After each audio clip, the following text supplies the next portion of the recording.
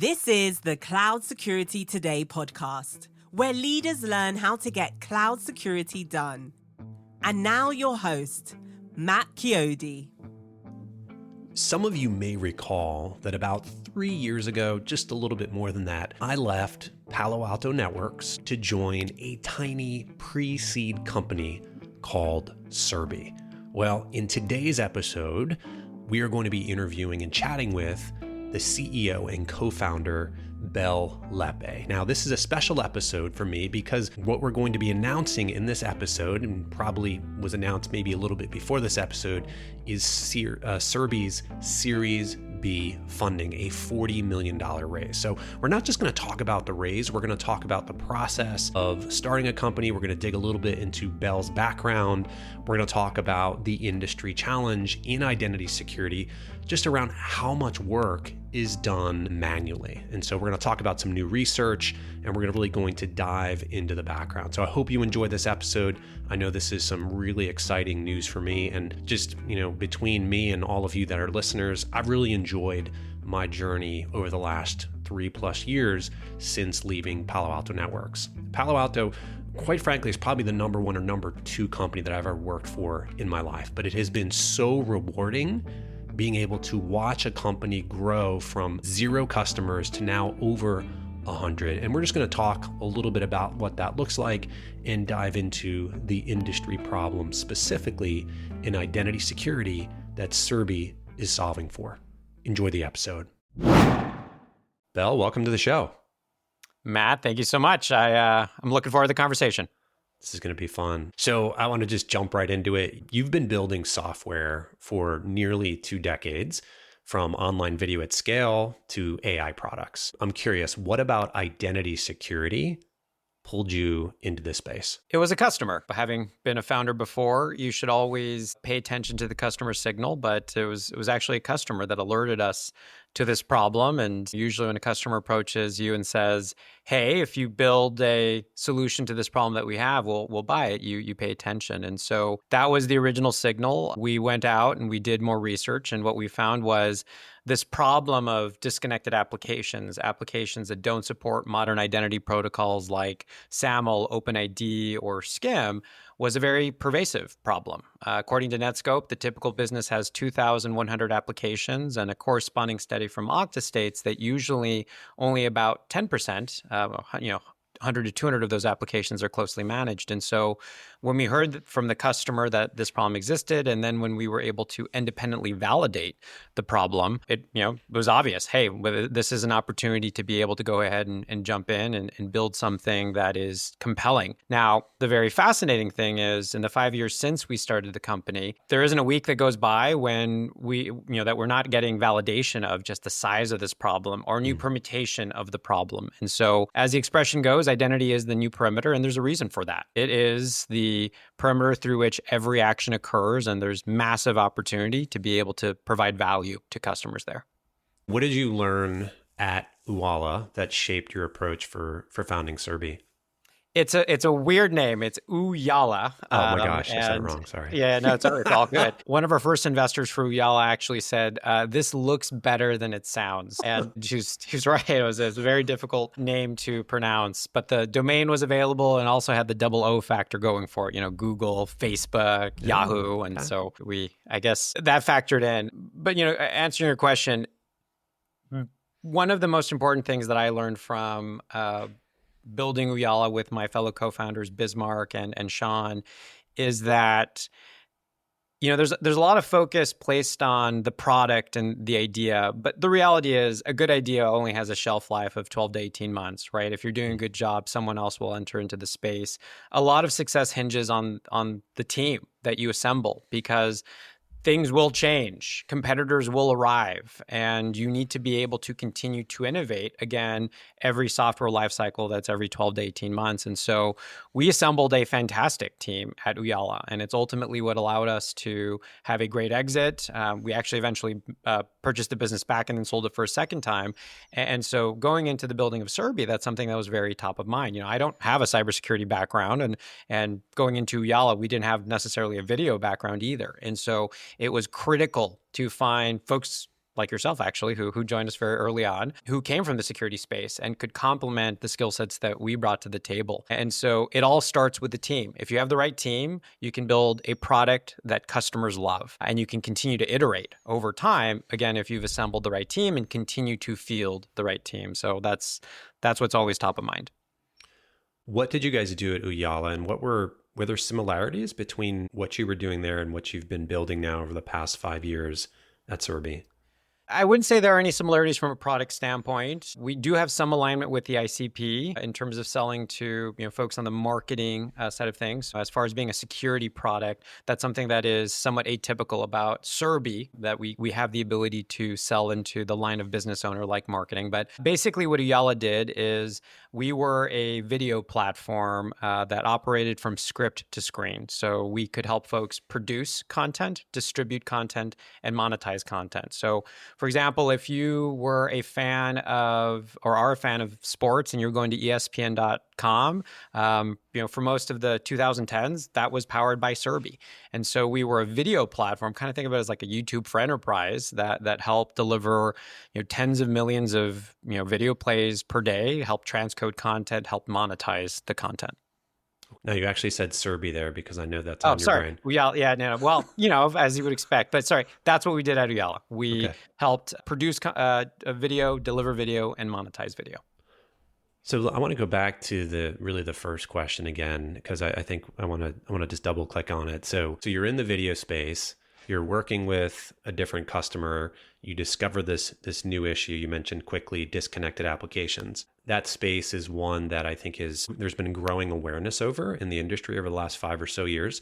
Certainly, back when I was at Palo Alto Networks, that wasn't something that I talked about on a regular basis. But over the last 5 years, I think with the movement now towards identity, bringing identity platforms up to date, automation, that is something that is now, I think, a bit more front and center, but I think still early for a lot of CISOs, maybe not for heads of IAM, people that are in the identity space, but for the CISO. Is that problem of disconnected apps, is that an ice cube that is melting? Is it going away? Is it staying the same? What does that look like, that actual problem? So a couple statistics to throw at you to kind of contextualize this problem.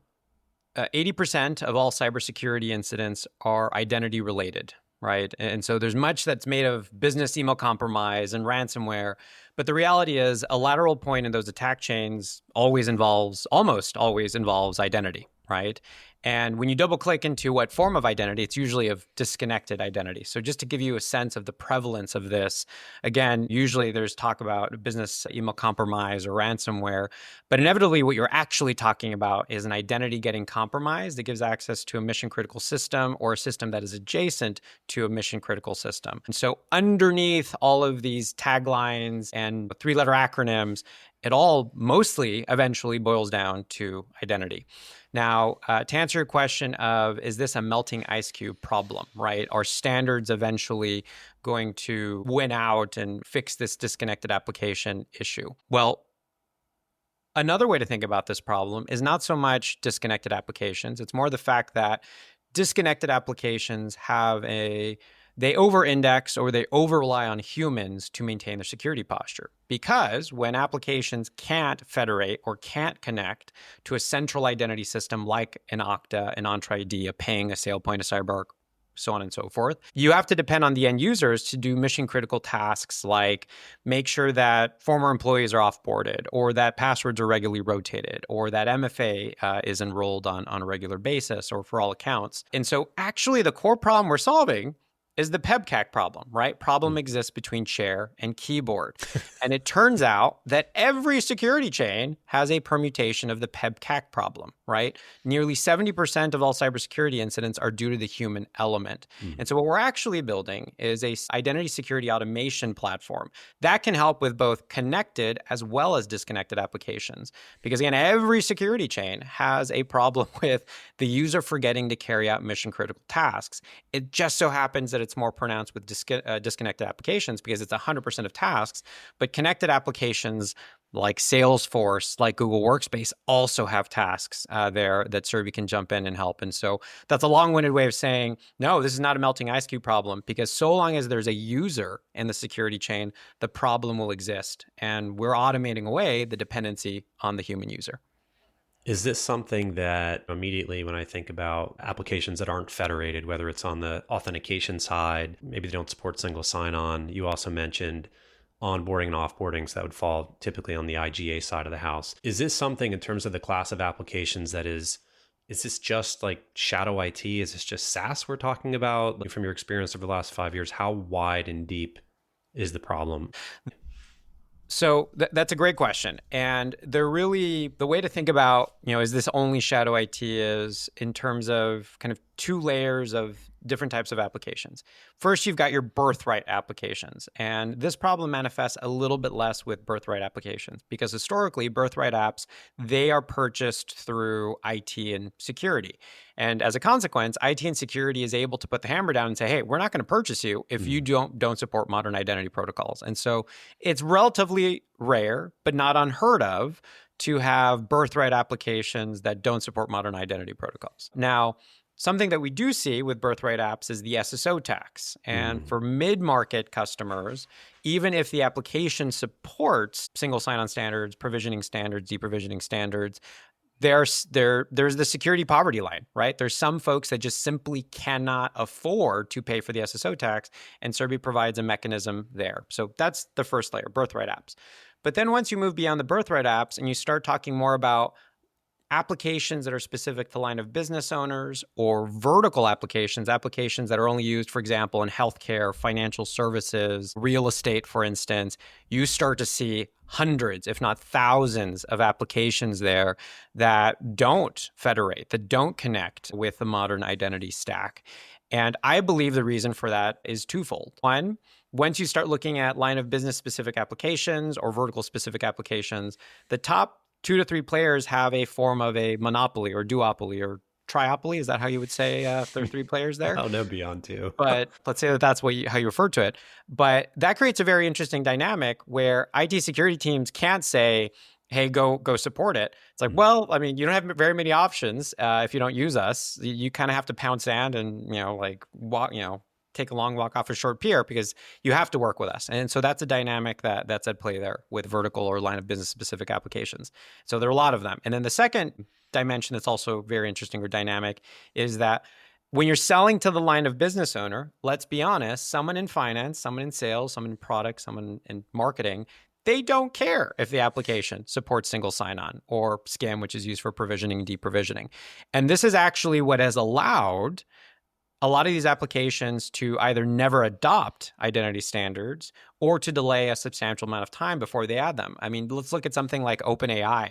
I believe they got to in excess of $1 billion before they added single sign-on support, and then in excess of $3 billion before they added SCIM. And the reason for that is they were able to generate revenue just fine going to the individual teams and organizations in a business before IT and security got involved. And so that's a second dynamic that keeps this problem very much alive. I saw a stat from, I think it was Productive earlier this year, that 46% of the average IT stack is shadow IT. That blew me away, 46%. Yeah. And I know I talked to their CISO and I was like, talk to me about the data behind that. It's legitimate. And so if 46%, even if it's 25% and the number's half wrong, that is really, really high. I mean, what do you see as the impact of that? Let's assume that's true. 46% of the average IT stack is shadow IT. Where's the impact specifically with identity around that? Well, I think first and foremost, not answering your question, but something I think it's important to point out, it's like, that's no longer shadow IT. That's IT, right? Like when almost half of all IT is introduced by a line of business owner or someone outside of IT, I mean, it's time to call it what it is. That's IT. Like, let's just deal with it. The way that technology is entering the enterprise is fundamentally different. That is not shadow IT. It's just IT. It's line of business purchased IT. But I understand shadow IT is such, it's cool and gives it an intrigue factor. Yeah. But like, that's no longer shadow IT. That's just IT. But what does it mean for identity? It means a huge attack surface, right? Because these are all applications that aren't subject to the same level of identity and governance policies as the applications that are sanctioned, that are managed by centralized IT. And so that is the risk associated with shadow IT, that it's a purchase that optimizes for the needs of the business, but usually at the risk of weakening the identity perimeter. And that's where customers like Productive, so we work with Productive, and their platform as well is also very capable at identifying shadow IT. And then Serbi can play a very material role there in terms of not only detecting shadow IT, but also then helping you remediate the risks associated with shadow IT. For example, identifying duplicate subscriptions. That's somewhere where Productive excels. And then we can help ensure that the application is connected to the right control plane and then carry out all the actions that you may have to do manually if it's an application that doesn't support modern identity standards. So switching gears a little bit, I think a lot of times when people look at startups from the outside, everything always looks rosy and like everything is amazing. What's something that you tried early on at Serbi that didn't work? And then how did that shape what you're building today? Something that's interesting about, well, there's several things that are interesting about Serbi, but that creates a fascinating balancing act for us is that the type of application that we're dealing is usually owned by the line of business owner. But more often than not, the budget for Serbi comes from IT, from security. And so we have these very different types of users who have very different requirements. IT security sees Serbi as an extension of their existing identity plane, whereas our line of business owner, who, up until Serbi comes into play, they were used to fully and autonomously managing these applications. And they appreciated that technology autonomy. And so they see us more as a productivity tool. It's a way to get IT security off their back. But this creates a very fascinating dynamic where you have users with somewhat diametrically opposed needs, desires, and wants. And so, early on when we were building the product, we over-rotated on catering to the line of business owners and, building the solutions for them at the risk of making the IT security stakeholder or persona happy. And so something that I think we've gotten much better at, and we're getting better at all the time, is really understanding that we have two very different stakeholders, and they have two very different needs and perspectives on the value that Serbi provides. And so that's something that our product and engineering teams always have top of mind. It's like, hey, how do we give IT security what they want? How do we appear like how an Okta or CyberArk or Entra ID or Ping appears? And then for a line of business owner, how do we look like a consumer app that they use in their personal lives? And by the way, it's super hard because even from a UX perspective, what you would expect from a product that caters to the different personas is different. So you just closed Serbi's Series B. Congratulations on that. Thank you so much. Team news. effort. Congratulations to you as well. So most people assume that fundraising is it's purely about capital. My question for you is in terms of, Serbi's existing customers, a prospect, like what does that round allow you to do? What does it allow Serbi to do that maybe wasn't possible before? Even as a Series B company, you're always running experiments, and we're going to be announcing a $40 million, or I have announced a $40 million Series B that's led by DTCP. We're very excited to be bringing them on as a partner. We actually met them about 2 years ago, and just kind of a quick aside, I always try as much as possible to develop a relationship with the investor that we're bringing on well ahead of time, right? You don't want a shotgun wedding. You want to be entering into a 7 to 10 year relationship with someone you just met 2, 4, 6 weeks before. And so really appreciated just meeting the entire DTCP team and just how strongly aligned the values are there. But to answer your question of what does this give us or what does this enable, it gives us the ability to be able to run more experiments simultaneously, right? Because you're always innovating, you're always iterating, and the ability to be able to drive more specific, hyper-targeted experiments simultaneously is something that allows our customers to drive more value, right? Because we can deliver more specialized versions of or capabilities within the product. It allows us to be able to expand and really solidify our footprints first in EMEA and then after in Asia Pacific. And so really it's the ability to continue to deliver the same high quality customer support, product development, but at greater scale, so that our customers still perceive us and see us like that seed stage company, even though we have 100x the number of customers that we had then. And that's critical for us, right? Because we live and die by the value that we're delivering to our customers. And so keeping that quality bar at the same level while doing it for more customers is critical in more regions, et cetera.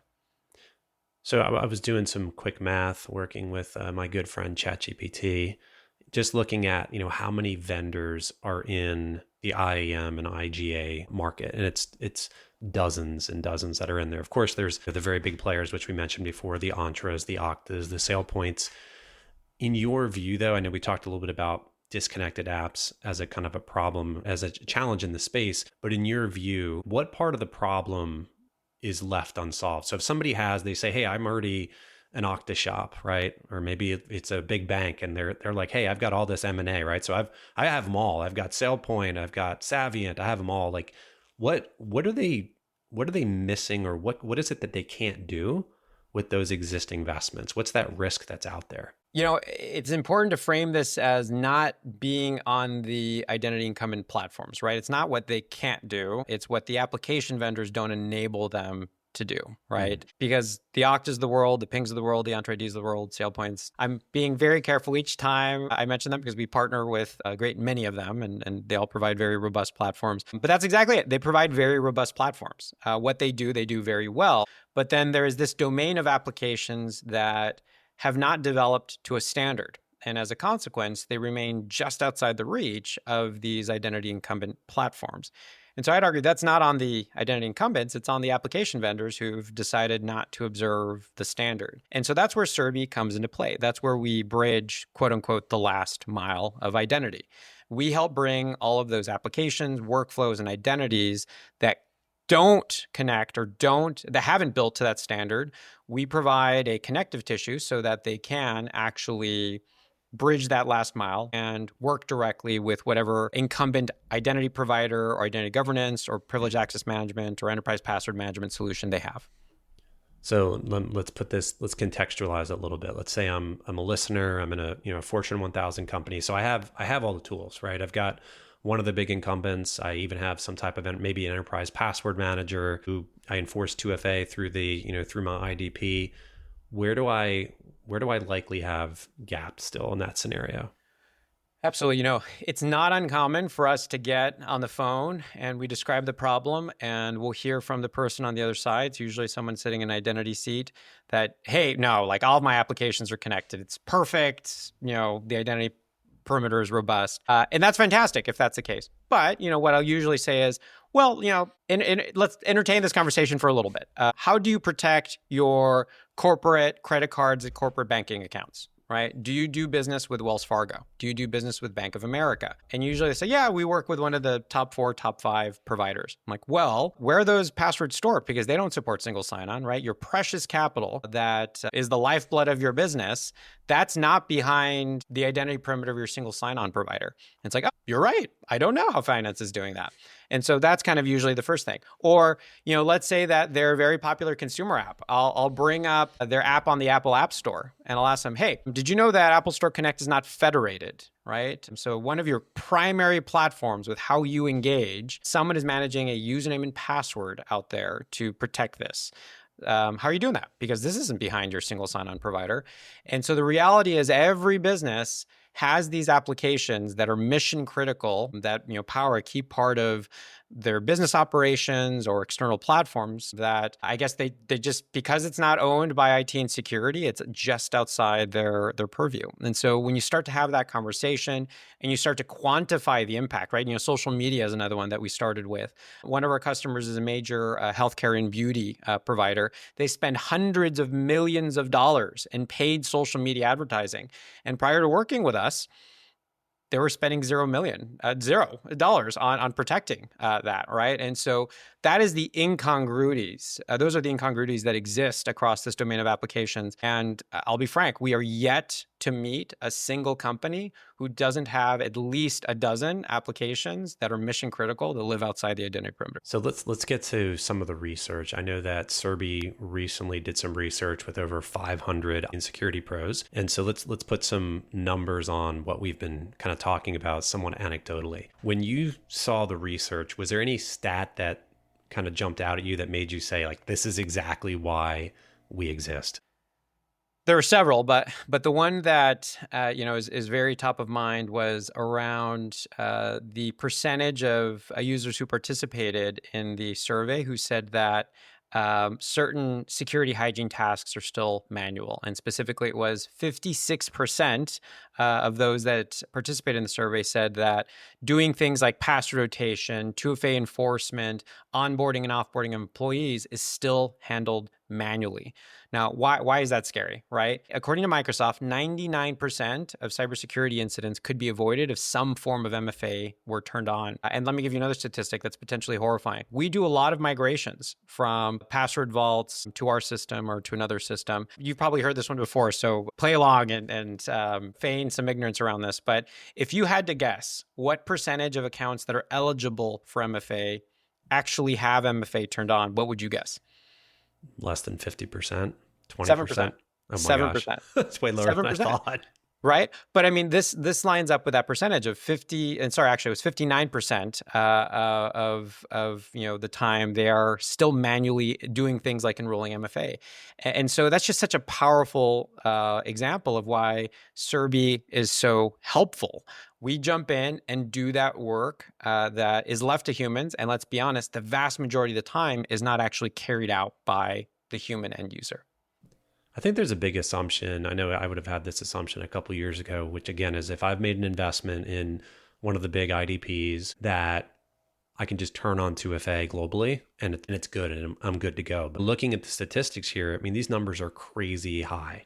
I added up a couple of the numbers that were in this report, and we'll link to it in the show notes. But it's close to 90% of users who say they have to manually turn on MFA or passkeys. And this is not actually the users. So the survey, looking at the methodology, it wasn't actually talking to the end users. This was talking to IT and security and line of business owners that own the apps. So the vast majority of them, close to 90%, say their users still have to manually turn on 2FA or passkeys. So, yeah, like you mentioned, Microsoft came out and CISA came out, I think it was a year or two ago, saying, hey, if you have 2FA turned on, you can eliminate 99% of attacks. Yeah. Like, why is this true if we know that MFA is so critical to good security? I mean, this is the PEPCAC problem, right? Problem exists between share and keyboard. One of our automations that we support is the ability to, when a user is logging in, we have an extension that lives in the browser that can detect when, one, they're dealing with an identity that's eligible for MFA. And then if we don't see the prompt during the login process, we'll prompt them to actually enroll it. And it's like a 10-second process. It literally says, let Serbi enroll MFA for you. And it just it's an agent running in the browser that does it. We have a 73% opt-in rate for that, right? So almost 3/4 of the time, the users will jump in and do that. And the reason why I highlight that statistic is I don't think users are trying to be malicious. I don't necessarily think that it's laziness on the behalf of the user. It's actually hard, right? A CRM that will not be named, but starts with an S. Enrolling MFA is 7 clicks deep in their process. It's difficult. Like, they don't make it easy to be able to enroll MFA. And I think that's the problem with a lot of security products out there. They optimize for security at the risk of convenience. And I won't say that we've nailed that. I think there are places in our product that we can still get better. But this is where an automation platform that, like the one that Serbi provides, is very effective, because the reality is security is still hard. It's still an overhead for vast majority of users, and they're trying to get their job done, right? They're not trying to necessarily be security practitioners. And that's where our approach is actually very helpful, because you don't want to harass users into doing the work. Just do it for them, right? Just do the work for them. And that's our approach. That's our philosophy around our identity automation platform. It's difficult to talk about automation without talking about AI and agents. So one of the other pieces of information that stood out to me in the research was that I think about 25% of respondents said that they would trust AI agents to perform identity tasks autonomously without them, or on their behalf. So 25% said, like, only 25% said, yeah, I would trust an agent to do something on my behalf from an identity perspective. Why do you think there's so much skepticism? Like, are they right? Should they be skeptical? Like, is this how do you see this? The typical, depending upon the LLM that you're using and what you're using it for, the typical hallucination rate for an agent, agentic capability is something like 40%, wow, which is crazy high. When you're dealing with security, the outcome needs to be 100% of the time, 100% deterministic. There cannot be any deviation. You cannot afford to put the password in the wrong field or send the password to the wrong user or mispermission a user, right? And so that's where there's a great deal of difficulty around deploying AI to do anything that is remediation oriented, right? Now it's great for being able to do analysis because it's handing off the insights to a human user who makes the call, and so that fact, it's not an opinion, that's a fact. We've heard from hundreds, if not thousands, of CIOs and CISOs about this issue around hallucinations and the fact that it needs, the outcomes need to be deterministic. That has very much influenced how we use AI. It is an important step in our automation assembly line, but it is not the only step, right? There are a series of reinforcing loops, some of which are human-centric, some of which are proactive, some of which are passive, that allow us to ensure that we can scale to thousands of integrations, but that we completely remove the risk of hallucination that comes from AIs. So where do you put on your wizard cap, get out your crystal ball? Like, where do you see this all going? Fast forward 5 years, like, what role do you see AI playing in managing identity? And like, what's the risk if organizations, don't start to close some of those last mile gaps? Maybe talk, last mile, what is that? But 5 years future, what role do you see AI playing in managing identity?